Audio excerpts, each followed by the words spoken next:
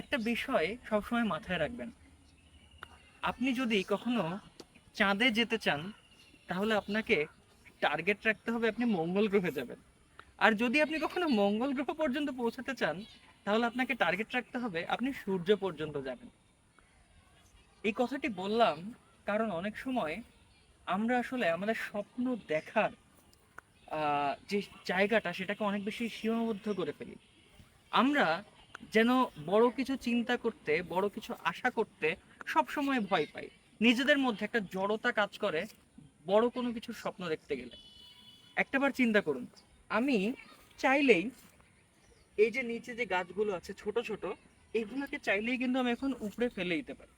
কিন্তু আমি চাইলেও এই গাছটিকে উপড়ে ফেলতে পারবো না, কারণ এই গাছটার বিশালতা। আমরা অনেক সময় দেখি আমরা যেটা আশা করছি, যেটার জন্য আমরা পরিশ্রম করছি, সেটা দিন শেষে আমাদের কাছে আসছে না বা আমরা অ্যাচিভ করতে পারছি না। এটার কারণ কি জানেন? এর কারণ হচ্ছে আপনার স্বপ্নের দৃঢ়তা এই ছোট গাছটার মতো। আপনার স্বপ্নের দৃঢ়তা হতে হবে এই বড় গাছটার মতো। অর্থাৎ আপনি সবসময় বড় কিছু নিয়ে চিন্তা করবেন।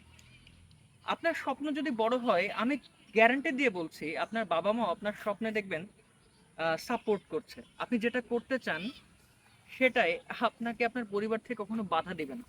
আমাকে অনেকেই টেক্সট করে যে ভাইয়া, আমিও আপনার মতো ভিডিও এডিটিং শিখতে চাই, অ্যানিমেশন করতে চাই, কিন্তু আমাকে আমার বাসা থেকে সাপোর্ট করেন।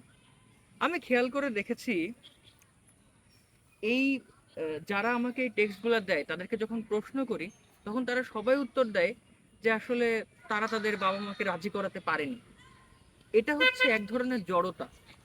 আপনি আপনার বাবা মাকে যদি বন্ধু বানাতে পারেন এবং তাদেরকে যদি আপনার স্বপ্নের বিশালতাটা বোঝাতে পারেন, তাহলে অবশ্যই দেখবেন তারা আপনাকে সাপোর্ট করছে। তাই কমপ্লেইন করা ছেড়ে দিন আজকে থেকে। বড় স্বপ্ন দেখতে শিখুন, বাবা মাকে আপনার স্বপ্নের বিশালতা বোঝান।